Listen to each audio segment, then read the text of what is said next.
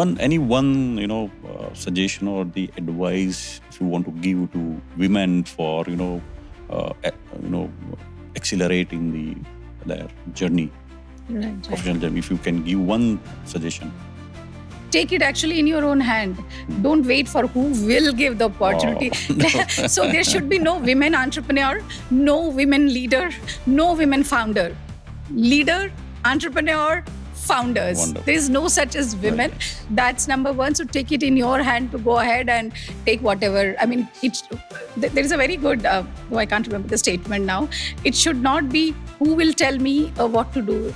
It should be who is there to tell me to or stop me from doing something. It's like that. Not tell me to do, but tell me it's like that. Now you have been part of TiE, you say. We would like to know about this, initiative TiE. If you can just. So TiE actually stands for the Indus Entrepreneurs. Okay. And TiE is actually an organization which is completely into fostering entrepreneurship. Okay. So in the 1990s, actually, it sort of started from Silicon Valley, where, we had a lot of business business people from India who had done very well for themselves. And, during this entire journey, many of them actually learned things on their own. They failed, they succeeded, and they finally made it possible. Having gone through all this journey and everything, many of them realized that, how about we now know, the challenges we faced and the help we could have got and we could have done better. Then let's give that help and contribute to the journey of our young entrepreneurs. If you can just highlight, let's say if I want to, go into this direction, how to decide and design this startup? Okay. So one, good to know that, you want to have a startup. But having said that, if we just go back to the last 10 minutes of conversation, a good, genuinely sustainable startup would be the one which is very, in a way, sort of human-centered in its approach. In the sense, it actually has a good problem that it's. Hello everyone, I'm back with new thoughts and new insights. Startup has become a buzzword in last decade. It is all about every individual or many individuals wants to start their own venture with their own idea. But it is not easy as it seems, because there are a lot of challenges, a lot of things to be done, and on top of it, money. But to help such people, a lot of years ago, in the time of pager and email, a group in US who were entrepreneurs, they thought, what should we do to gather all the entrepreneurs on one platform? And this thought became an idea. And they started one organization which is called TiE. So TiE, they foster entrepreneurs and entrepreneurship. But what is startup? What are the process to be followed for the startup? How the funds can be managed? There are a lot of questions. And to answer all these questions, we have very eminent personality today, Ms. Piyalee Chattopadhyay. Piyalee carries more than 2 decades of experience. She has worked in MNC in different countries. She has been part of TiE since many years and fosters entrepreneur and entrepreneurship. She also teaches subjects like communication, design thinking, and entrepreneurship in many B schools. So let's go and meet Piyalee and understand about the startup ecosystem.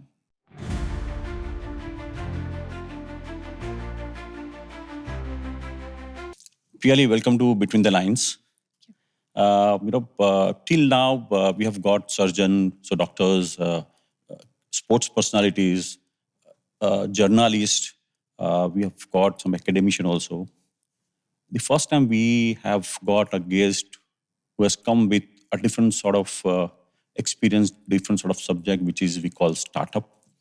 And I really look forward to understand, discuss about the startup. And the objective of Between the Line is spreading the learnings, thought process, and I'm sure the subject today, which we are bringing, will give us a lot of insights and people will have something to read between the lines. So once again, thank you to be a part of this Between the Line. Thank you. Piyalee, what we see, if you see your experience, you have worked in a lot of MNCs, that is also in different countries. And the major part of your experience was in London. You were in London, you worked in MNC. So we would like to know about your experience working in London, whether was it really comfortable? Did you anytime feel you are an outsider? So what was your experience working in MNC and that too in London? So thank you so much for having me. And then starting with a question, which I'm sort of suddenly going back more than a decade and a half. Okay. My stay in London was probably a little bit more than 5 years, around 5-6 years. And yes, I had the opportunity to work with some good multinational companies.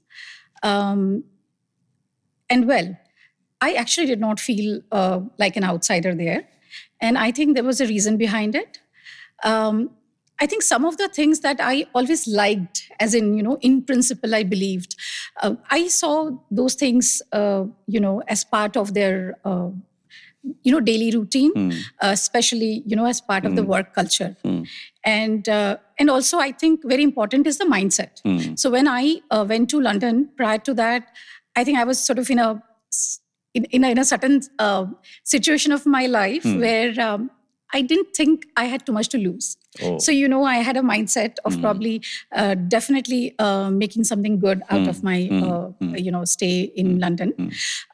Things like very small things like, I value others' time, for example, right? Or I would like that if someone has given a word, then, it should be kept. The very basics of professionalism and all of these kind of things.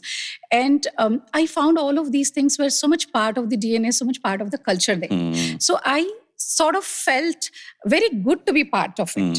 And I really enjoyed working all those years in these different, right from, banking to the other organizations that I did.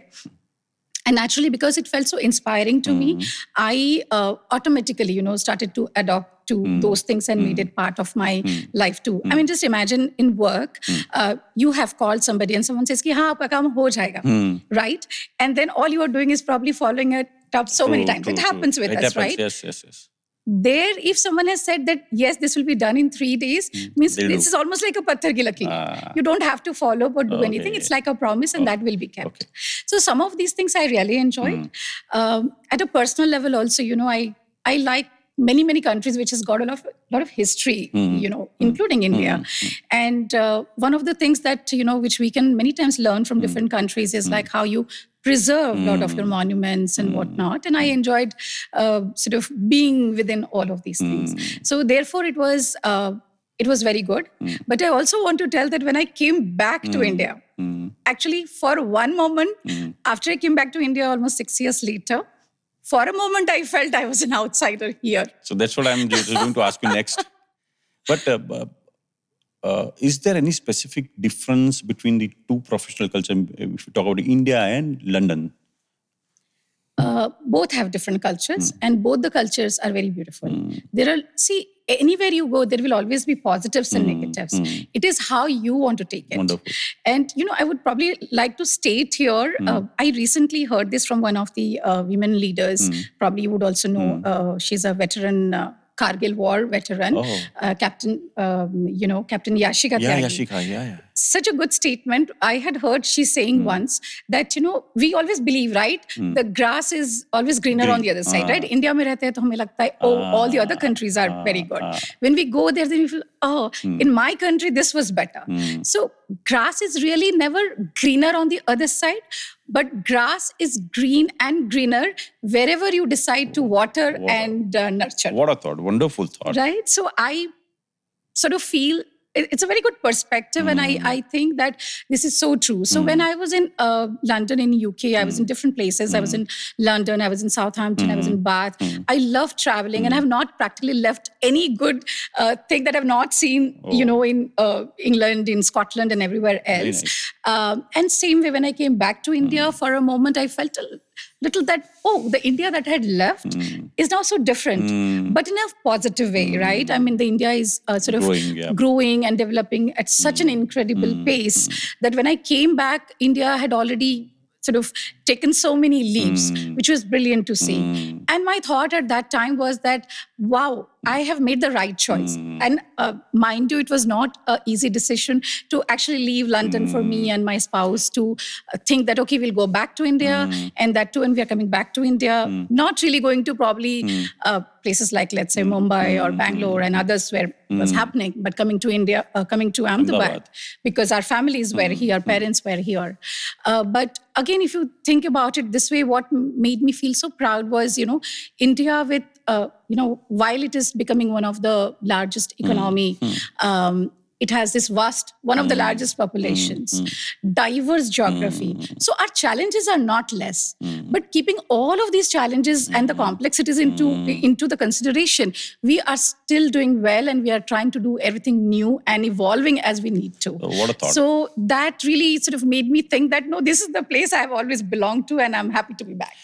But that is your thought once you are back, and but again, once somebody is settled down in other country, maybe US or UK, they are getting gel into the culture, into the society, into the environment, and they get some sort of comfort. They are socially very well settled. So normally, on an average, once somebody moves out of India and settled in some other country, they normally don't come back. Now, I am really surprised that having settled in a city like London, that too working in a very good MNCs, and coming back to India, and that too in tier 2 city. So is it not easy call? I feel so. So how did you take this call? Okay. I can then probably break this actually to one or two more steps. So I still remember our regional head in my farewell. In his speech, his first statement was, she's the first person I know who said, I'm going back to India, and is actually going back. True. So, which probably is true, because I heard it from them. But yes, making this decision was not easy. Two things. One, when we went there, we definitely had a plan of going there for a few years, and my spouse was also studying for a couple of years there. But in our minds, we knew we are coming back. When we had not sort of really decided some of the things, you had to leave it for the time to help you to take decisions. But after about this 6 years' time, we had started to feel very comfortable, and both of us had our our big friend circles were all people who were staying there. And the biggest part is in those countries, what I've seen, like in my own office, out of the 42 people that we were, we had at least, like my colleagues, from 12 to 13 different nationalities. Oh. Now, how rich a culture is that where you're working with people from different nationalities? I really had a great time working with so much of diversity. One, you learn, and there is so many things that I've learned since then, and it's still part of my life even today, So I learned a lot of things, same was, with him too. But we had to really think a lot that, if you're going back to India, all the pros and cons, what we will do once we go there. And see, if I was to come back to probably Mumbai or Bangalore from the organization, I was working with, I was given a scope and a chance and the opportunity to actually go and join back to the same organization. But we were very clear that if we are coming back to India, then it has to be Ahmedabad, because it has, my parents and his parents both staying here. So that was our, of course, biggest bond and attraction, why we even wanted to come back at the first place. Nice. But yes, I completely agree. After coming back, it was very difficult to adjust. I have to say I was very fortunate to get a job in a very big global company. And there was no difference in the working culture or anything, with working with that company. So I fitted in very well. Unlike my spouse, who, sort of went into a different industry. He went into banking, but he was finding it a big challenge to adjust to the culture, working culture here. Yes. Actually, after 1 year, we still thought of going back. But what happens? I have this habit of always taking a decision by giving a lot of thought to why I'm taking a decision. And I go back to the logic. I have this habit of always writing the pros and cons for anything major that I think about. And I try to go back and think, what were those logic? And why did I take that decision? There must have been something very positive as to why we took such a big step. And then when, I think back on those logic again, I was like, no, we are fine. I must give myself a little bit more time. And I have to say, probably in another, probably 12 to 18 months' time, we were back to, our friends and family and everything. And Indian culture has so much to offer always, Yes, You just forget definitely. every month there's a festival coming in, there is this and whatnot. So we were back. So no surprise why you are into a startup business, because as you rightly said that you have a habit of putting certain logic while taking a call, putting up pros and cons. So, but I think I really appreciate that very few people can take this call, settling down somewhere in other countries and then coming back to the hometown, and that too into tier 2 city. Now we have talked about coming back to India, and that too in city of Ahmedabad. I'll connect the point of Ahmedabad. You can skip this point if you don't want to, talk about this. But you have decided to come back to Ahmedabad, the city which has given you a few years back a very scary experience. So, did you think coming back to Ahmedabad about this experience that you have already gone through this sort of challenges? So, should we go back to Ahmedabad or not? So, can you just a little bit, tell us about this experience, and then again coming back to Ahmedabad? Right. So I think you are talking about the experience of 2001 earthquake, right? Yes. So obviously it was a very difficult experience for us, because we had lost our house and all of that, and then we sort of got into somewhere in the debris for almost 2 days, and then For 48 hours. 2 days. Yes, it Oh was. my God. 36 hours plus. Oh my God. And it was obviously God's grace and our well-wishers who really, prayed for us. And we were alive in spite of all the difficult situation that we had. But coming back to Ahmedabad, in making the decision, this point did not come even once. Very nice. It did not. There is a reason behind it. One, so natural calamities, and there could be all of these sort of situations happening in different ways. There are flood situations somewhere. There will be volcanoes. There will be earthquake. There are different things that we all have to live with. Now, the situation is that, whenever you are into a difficulty like that, what happens after that? Are we ready? Actually, we were not. When the earthquake had happened, I think our emergency services probably all over India, because the way, this earthquake shook the entire India was very different. And our emergency services, our disaster management organizations, all of these things, I think most of them came up or became more active only after 2001. Yes. And we all learned that, Gujarat is in that earthquake zone as well. So from that point of view, you go to any city, state, something like this can always happen. And you have to see how you're ready. This readiness is again at two levels, right? One is at your personal level. One would obviously be at a state or a city level. There are some things you end up learning which makes you, I don't know whether I can use the word better or stronger, but make you a person with a little bit more alertness, I can say. Like, for example, very small example I'm giving. After the earthquake happened, right, like almost 2 days under the debris and everything, and, then Rapid Action Force and all the emergency services who helped us out to be out. Since then, probably till date, if I go to any place, which is like, say, a theater or, places which are a little closed, might be just one door or two doors. My reflex action, I would use the word, I go inside and my eyes go to see where is the exit. Excellent. Right? Excellent. This kind of thing, that if there is a situation, where do I have to go out?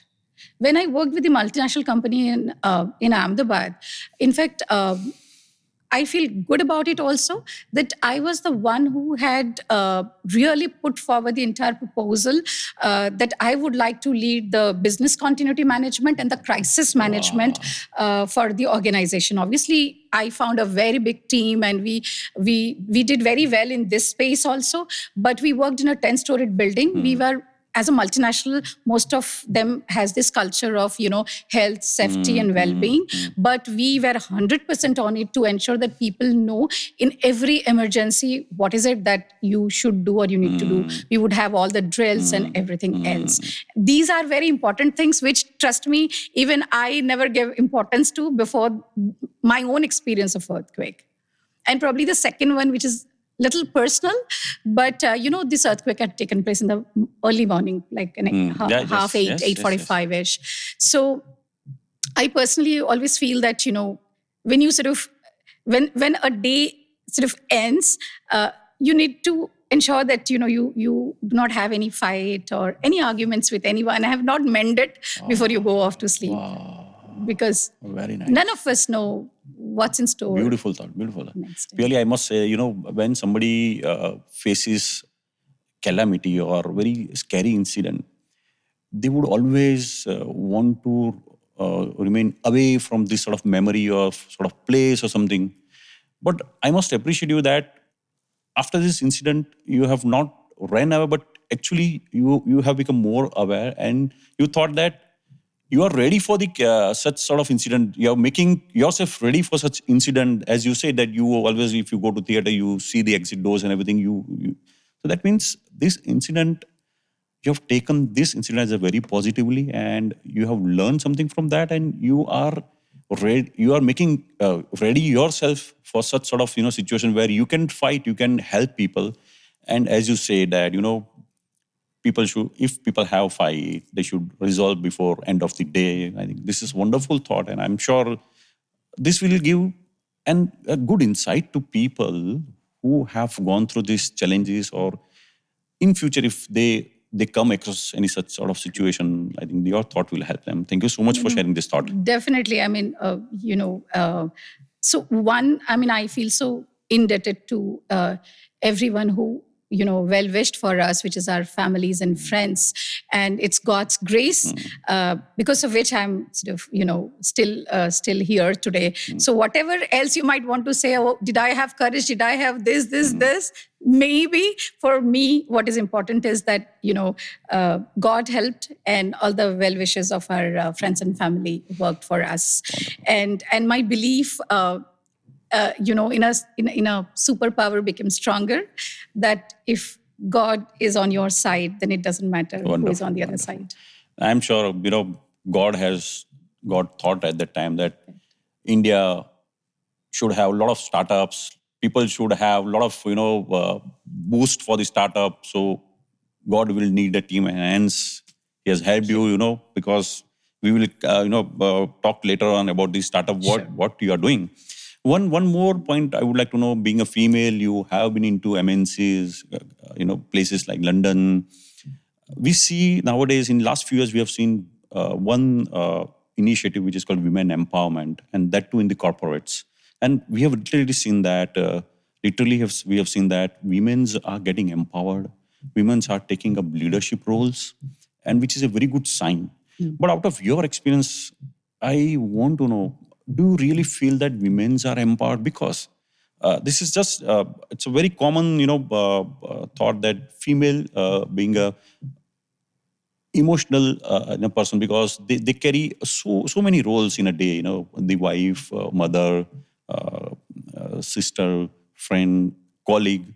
So in a day, she carries so many roles, and she goes through a lot of things because of so many roles. And then the day starts, they go into this leadership, corporate role. So do you really feel that they are putting their efforts, or they are really able to manage this role in the corporates? Okay. So one, I think it's true, and it's a fact that women are good in multitasking. Though if you ask me, we would probably not want to do so many multitasking every day, because that also is quite taxing to do multiple things at one time. But having said that, working in any organization, men bring certain, qualities on table, same way women also does. Now, every business is meant for, meant for doing a business, right? And think about it, a world where almost 50% of the population is women, right? Which means 50% of your women are consumers, customers, influencers, or decision makers. Can you really ignore this segment if you want to do anything? So if you are sitting here in an organization and trying to plan a product or a solution, how can you not have, in a very basic language, if I can say, how can you not have the inputs and the contributions of this entire segment who are going to be the 50% probably consumers in some way or the other for this product? So therefore, it's very important, whether it's a startup, whether it's a multinational, small SME, whatever business it is. That's one. Second, in multinationals, I think they probably have started to work around the policies world over a little more, like whether it's your maternity or paternity leaves, whether there are flexi working hours, there are different trainings and workshops, etc. for women. In fact, a lot of good multinational companies also have, like women back to work. So let's say due to different life events, many times women take a sabbatical or take a break. If they want to come back after 4 or 5 years when, they have more time in hand, then these days the world has moved like from more than 1 point, right? So when they come back, they really need to be not back to where they left, but back to where the world is today. So there are many organizations which also help women to quickly upgrade themselves to be back and take similar roles again. So multinationals have been doing all these things from a long time, and they have been empowering. It may vary. The degree of how much how much they are working truly towards empowering might vary from one organization to the other, one country to the other. But yes, MNCs are doing, and now I see not just MNCs, I think all big corporates, they have started to realize we have many, many organizations from the GCCs to the tech companies to everywhere where we see now women, leadership at the top.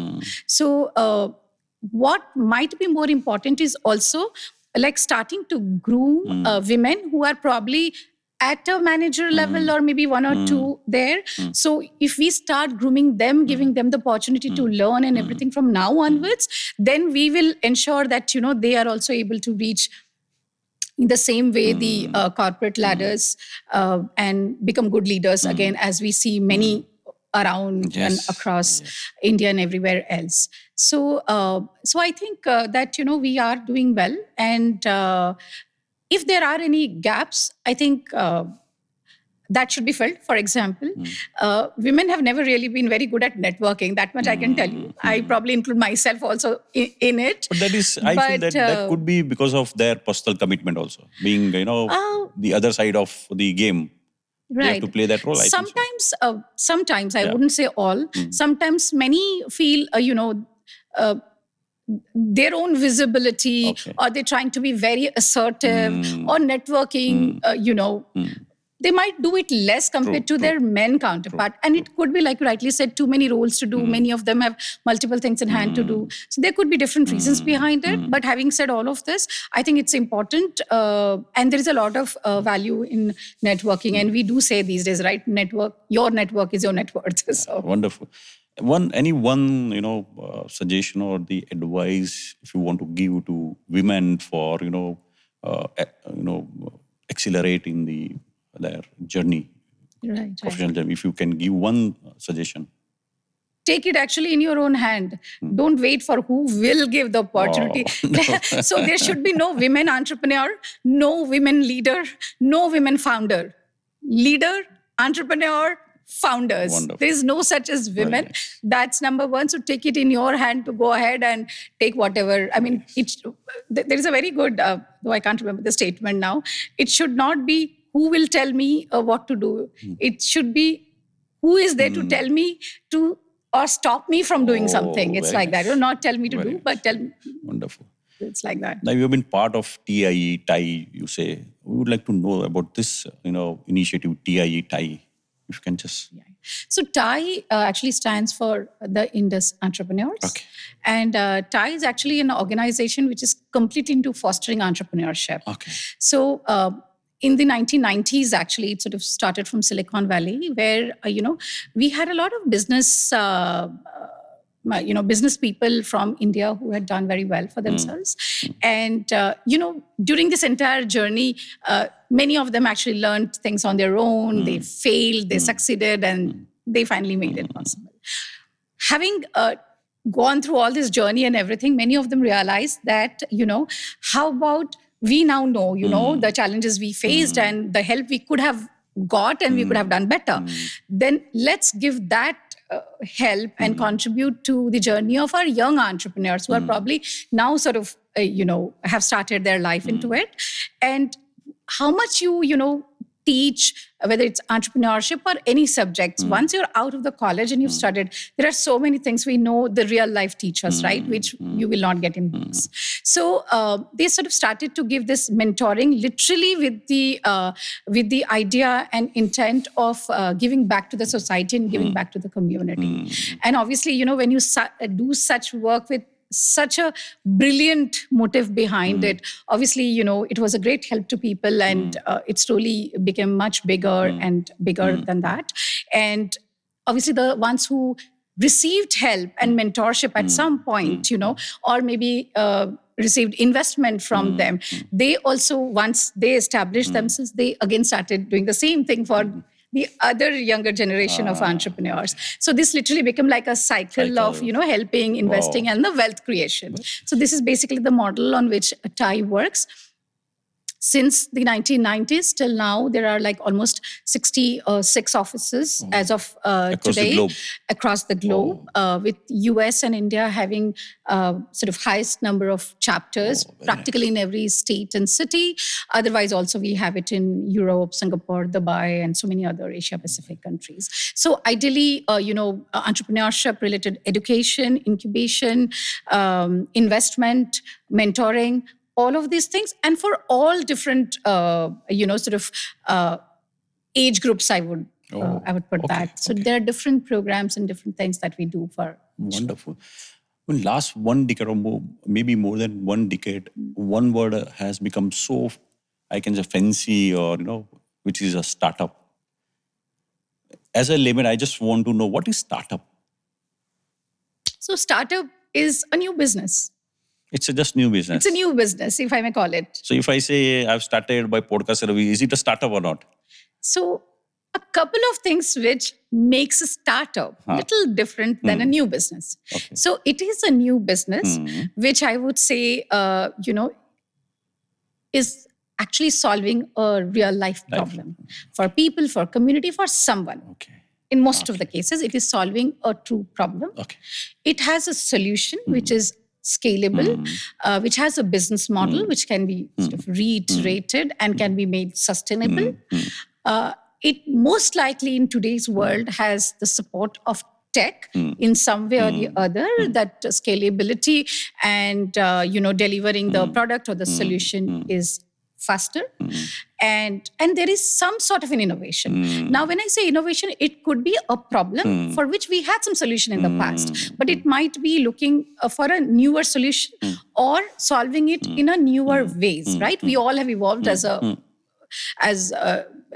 humans and, the world in a way. So you could even do that where you are solving probably an older problem, but the process is new, maybe the product or the solution is new, and there is a certain kind of an innovation, which may not have been existing in the similar way. Okay. But this innovation is probably making it making it better in some way or the other. So you kind of look at all of these things as well when we call a new business a startup. So I just want to clear my doubt.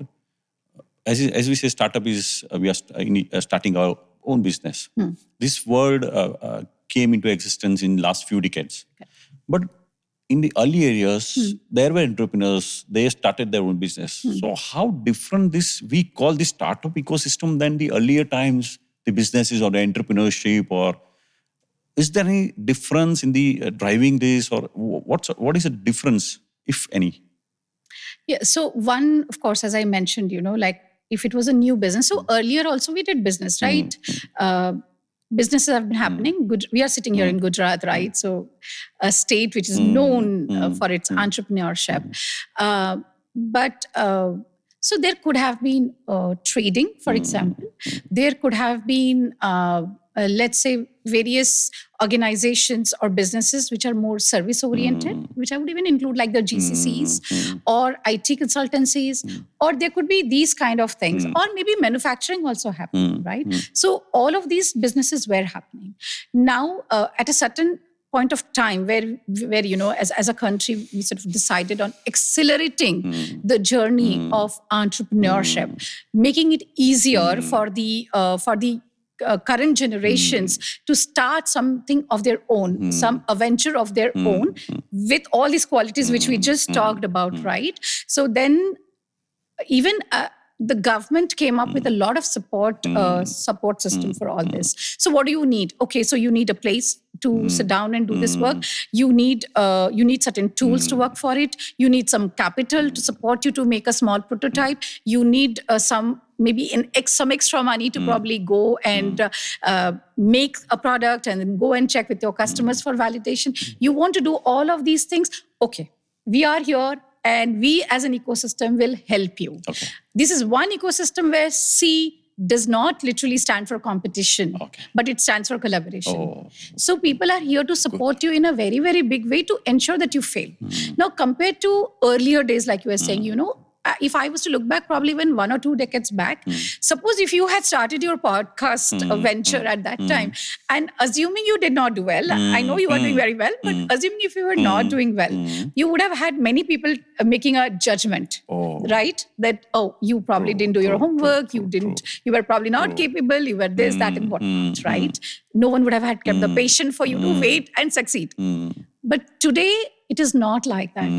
People are saying, okay, you create something, fail fast, learn fast, and start again. It's all right. Learn why you failed and start again. It's all right to fail. Great. You are learning, right? There's the opposite of success is not failing, but it's learning. Wonderful. So these are very good paradigm shift that we have seen happening now within the space of entrepreneurship. And I think, therefore, it has become such a vibrant ecosystem. We are like one of the largest startup ecosystems in the world. Very nice. Yeah. So now you have been doing startup. So if you can just highlight, let's say if I want to, go into this direction, how to decide and design this startup? Okay. So one, good to know that, you want to have a startup. But having said that, if we just go back to the last 10 minutes of the conversation, a good, genuinely sustainable startup would be the one which is very, in a way, sort of human-centered in its approach. In this sense, it actually has a good problem that it's solving, right? Whether sometimes you could be ahead of your time, but still. So many entrepreneurs and startup founders I've met who have had experience in their own life. So suppose mere ghar pe ye hua tha and somebody was not well, and at that time they couldn't give them the, let's say, a right treatment or something like that. They have lived with that experience and they thought that, okay, someday when I have an opportunity, this was such a big problem, I am going to solve it. So, then they take that problem forward, probably do a lot more research, try to come up with they try to ideate, try to think about what could be different solutions that can actually help solve this problem in our society. So that's actually is generally the first point I would say. There can still be different kind of startups which could be something that is not exactly existing in a way, or many times we don't even know it is a problem. Like, for example, digitization of the payments, right? Paytm. Before that, did we really think that I can have a digital wallet? There could be, I'm going to a vegetable vendor और उसके पास एक QR code है और मैंने payment कर दिया. Or did the merchant think like that? So these are also some of the things which is complete breakthrough. It's like a disruption of a system, and you're coming up with a solution that is going to take your people, your country to the next level, because you're bringing something so much of convenience. Even this entire e-commerce, quick commerce. Did we think about it like 20 years back? Not really. So these are also some of the very, very specific kind of examples you will see within the startup ecosystem compared to what we probably had not seen as much in the past. So for startup, is there any specific, two things I want to know, is there any specific SOPs and Second, we know now for startup you need money fund, and there are a lot of options available. Correct. So two things: is there any specific SOP, and what are these fund options? How these are available for startup? Okay. So we take the first question, the SOP, right, which is a standard operating process, right? Wow, I'm listening SOP after a long time. Obviously, when you work with the MNCs and everywhere, many times you actually have a very, very specific role, right? We as contributors have specific roles. And many, many times we have an SOP of how we do it because it's a big organization across different countries. But coming to a startup, I think each startup has its own journey because each startup is launched with a very, very different, like an intent or an experience or the desire to start a venture of their own. So there cannot be, in a way, an SOP. But of course, there are a lot of, there are processes which you need to follow, right? Because there are things which need to be your priority. There are a few things on which you have to focus, like we just talked about. In fact, design thinking is one such tool which you will see many, many startups actually refer to because it gives you a very good cycle and a process of how you identify a problem, how you articulate, how you probably see a problem, understand, then maybe articulate it. Then how do you come up with different solutions? How do you analyze it? How do you test it? How do you go back to the people and see, is this what will work for them? And then, probably continue to improve all of this. So there are a lot of processes like that, which would be, your understanding of go-to-market strategy, your funding strategies, your sales strategies, your in fact, building the rapid prototype that you would like to build for your quick understanding. All of these things itself, are different parts of the process. And a very big part of it is also about the storytelling, because you asked me the question on the funding. You have to be a very good storyteller also. If I have a business and if I can't tell my story well, you as a investor sitting there is not thinking about investing money in just a product or a solution. You're also thinking who is the team behind it, right? So all of these things, yes, there are a lot of resources, a lot of processes. We have so many incubators, accelerators, and lots of organizations, even including the organizations like TiE, which can help young entrepreneurs to understand how you start and the journey, how you build, how you scale up and everything. So all that is definitely available. And the second part of the question on the funding, yes, unlike, probably a few decades back, if you see, there is a lot of access to funds these days. There are startups which start as a bootstrap, which means they use their own money and savings and all of that. My question will always be to anyone who thinks about raising a fund is, think very clearly, do you really need to raise the fund or not? That's the most important question. And if yes, for what? Those are actually the first questions to ask. But if you are absolutely convinced and you see that your maths, your statistics is giving you clear conviction that you must, then there are angel investors, there can be families and friends, there can be venture capitalists, there are lots of government schemes, then, the seed fund, various schemes that we have from Startup India and others. There can also be a way to do crowdfunding. There are now a lot of corporates also, which has an investment arm, and they might also become partners to many startups if there is an alignment to their product and solution. So, plus banks we already have. So, see, you have capital if your product is right and business is right. You have a choice to decide what you want to do when you come to the point of fundraising. Interesting. Few months back, or maybe a year back, one of the minister has expressed himself of the startup ecosystem in India. He said startup in India is all about food delivery, apps, and that sort of fancy activities. But there are no innovations. What's your thought on this?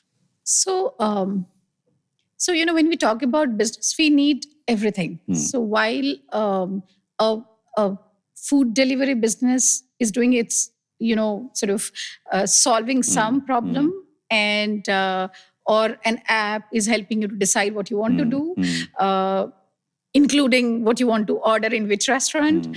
On the other side, we have moved, right? At some point in time in India, we wanted to be like, let's say, what Silicon Valley is doing and all, right? We used to look at it. From there, we are already today here. Everything is made in India, made for Bharat, right? So on the other side, we also have a lot of startups which are working in health tech, climate tech, a lot of social ventures, in defense.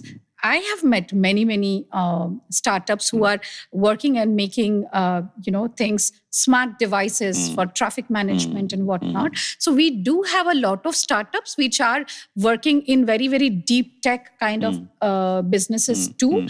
But I definitely agree that this is also a very big space and maybe at times tougher. It can be a bit tougher to make a success because your gestation periods and all could be much longer in many health tech also. So therefore, you may have to stay stay with that motivation that you will definitely do well and you will. But I completely believe that each sector has its own requirement, and we need to have young generation looking at each of these sectors. Because when we see now, you have been also into London and the UK, a different part of UK. If you see China, Japan, they are thinking about next 30 years, 40 years. And they have already tried a lot of new things, which we cannot think now. So do you think our startup ecosystem, which you have already explained, we have a lot of different fund options, a lot of corporates are available, and we have that entire ecosystem to encourage the startup. Do you think this ecosystem itself is keen or to invest or support in the innovative part? Because many times when we see the ecosystem is also looking to the idea which can generate a good amount of money, or can be something out of the box idea. But do you really think that our startup ecosystem is ready to support any innovative thought? So I agree. Any good and a smart business can do well in India, right? Because if there is a market, if your business is smart and good, it has a market. But having said specifically on the innovations, I definitely believe there is a lot of scope for improvement. There can be lot of work that can still be done on the ease of business, how fast we can probably turn things around, and in general the support. So the support system is already kind of built. Now, how well can we truly support each and every such young entrepreneur? Definitely there is a scope for improvement. And the world is moving so fast that we have to first improve, support, and also move with that pace as well, with the new world orders that we see is happening these days. I think as an ecosystem, we definitely have a responsibility to ensure that we also focus in a very, very strong way and support in specific sectors where India must do well, so that we as a country can become stronger within and to the world, even in the next few years, and not just looking at a short term. I completely agree on that. Recently, I've used word design thinking, and nowadays we also see this word in many, strategic decision in the business. What is this design thinking? So, yeah, it's actually quite an easy thing in a way, if you ask me. And I kind of already talked about it. So design thinking is actually a sort of a human-centered way of thinking. That so suppose you want to start a venture of your own, and you are thinking to take a problem from the community and work on it. So it is this process of defining that problem, articulating that problem by probably observing and seeing actually मैं क्या कर सकता हूँ which can help the community or the people and make their lives better. So from identifying that problem, articulating it, come up with different ideas, which is the stage of ideating. Come up with different ideas on what can work. Sort of analyzing all of those solutions, then make some small prototypes of it, test it, go back to the community and check, ask customers, let someone use it, let somebody do a bit of a pilot, take the feedback and come back and improve it. And then go back again, so that way you are continuously improving your product by reiterating of what is needed. So this is, I'm like talking in a very, very layman's language, but this is what actually the design thinking is about, by keeping the human at the center of everything, because what you are designing or what you are building is actually sort of for them. In one of your posts, you mentioned about one initiative which was being done in the B school, which is E-Cell Entrepreneurship Cell, where I read one wonderful line: the best teacher ignite fire of curiosity and courage. So this E-Cell, if you can just explain about this E-Cell, basically how it helps students, Okay. Okay. Now I kind of remember which one you're talking about. This was one of the entrepreneurship cell, which one of the universities recently launched, and I was, I'm happy to be part of it. So you would have seen the entrepreneurship cells or the incubators, accelerators that different universities have.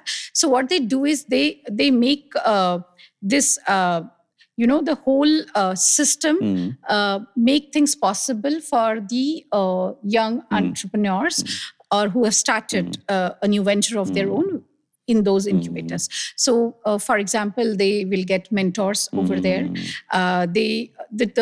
Also, what they do is they bring in a lot of experts and expertise from wherever they can get that help to their incubators or to this entrepreneurship cells that can help these entrepreneurs to get the answers which they're looking for. So, for example, it could be, somebody has come up with a health medicine, let's say, and they do not know where to go to get the feedback of a doctor. So they might help them to connect, with a doctor who can actually give them, based on his own domain knowledge and expertise, of what is right, what is not right, what he should do, so that they can go back to their drawing board and, start doing it again. So incubators and accelerators ideally are very big help in all the institutes and universities. For the students who have just about started. So they're studying also in most cases, and also in the meantime started to work on something that they believe is a good problem to solve and a good. Now, if they need any kind of, let's say, if they have to experiment something, they need a lab, they need any of these kind of things. So many of the universities, they are able to provide them with all these facilities. So that means we can say the entrepreneurship has become a part of one subject for students nowadays. Most That's cases, wonderful, yes. Very nice. Say yes. One last point now, out of your experience as a startup ecosystem, part of a startup ecosystem, what is your message or a suggestion to our own people who are thinking to, venture out into his own startup? Please do. So the only thing that is constant in this world is change to start with. And so, things will continue to change. Things will continue to grow, which means there will always be different ways in which we can do things. What is not here today or what you're building today, in some cases we might think it is, we don't really need. But all we know is in 2 years' time we need it, right? So this is, according to me, we are already in the right time and right place. You couldn't have asked for a better place than India to be here for starting a venture of your own. We have a demographics in India, which is, who was youngest sort of young generation. They are tech savvy. They're happy to experiment. They are ready to buy new products. They, we all have probably higher disposable income, personal disposable income compared to what we had a couple of decades back.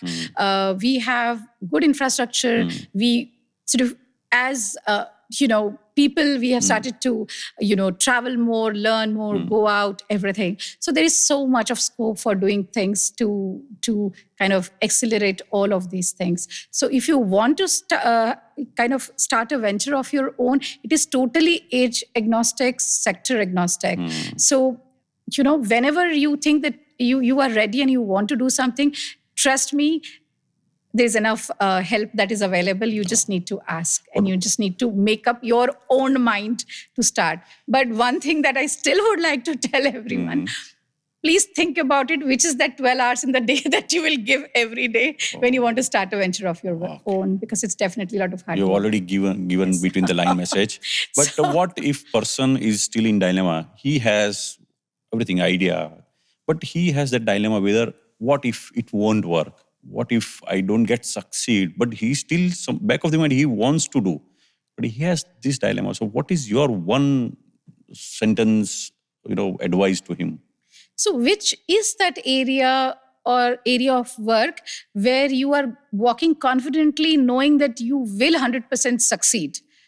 I don't think there is any. And secondly, success for me is very relative. If I achieve the objective that I have made for myself, then I would like to say that I succeeded in what I am doing. Beautiful definition. Right? So from that point of view, you should be in a mindset which makes you think that, no, this is what I want. And you really have to want it, because, don't do anything for the sake of it, because you just think that this is a trend, my friends are doing, so I must do, or okay, there is enough help and grants and everything's available, so let me give it a try. If I fail, so what? I have something else.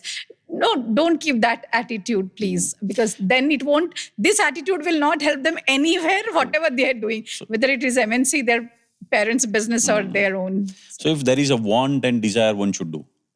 Yes, as long as you're absolutely ready and you want to give your 100% or maybe 120%. 120 includes the 12 hours of the day, I would say, in the initial stage. But something that you like doing, it is never work for you. It is never a burden for you, because you really enjoy doing it. Piyalee, thank you so much. I think you have given two beautiful words today. One is about relationship and one is about failure. You have said failure is all about learnings. Thank you so much for this insightful interaction. And we have got a lot of crux out of this session about this startup ecosystem. And I'm sure, as you said, India is in a good shape as far as startup ecosystem is concerned. New startups are concerned. And I'm sure India and people will grow going forward further. Please keep guiding to our generation about their own startup and help them as you have been doing. So once again, thank you for giving your time and giving such a wonderful insights to us. Thank you so much. Thank you so much for having me. And I also had a great time talking about it. Thank you so much. Thank you. That was Piyalee Chattopadhyay. What an insight shared by her about the startup ecosystem and people who wants to start their own venture. But major 2 points, 2 thoughts she shared. She faced the major earthquake which happened on 26 January 2001. She was under debris for 48 hours. But what she said, that before we end our day, we should resolve all the relationship issues, because relationship is very important. And she has taught us today about importance of relationship. That is the major takeaway of today's session. As startup ecosystem, and we talk about startup, failure is inevitable. And she said, failure is nothing but a learning. That's a wonderful learning we have got from today's session, that there is nothing like failure. It is just a learning out of which you move towards the success. So we are thankful to Piyalee for giving us 2 beautiful thought process. One is about relationship, another is about failure and learning. So once again, thank you to Piyalee. And I am thankful to all of you for watching, supporting, and giving your valuable inputs. So please do not forget to read Between the Lines. Thank you.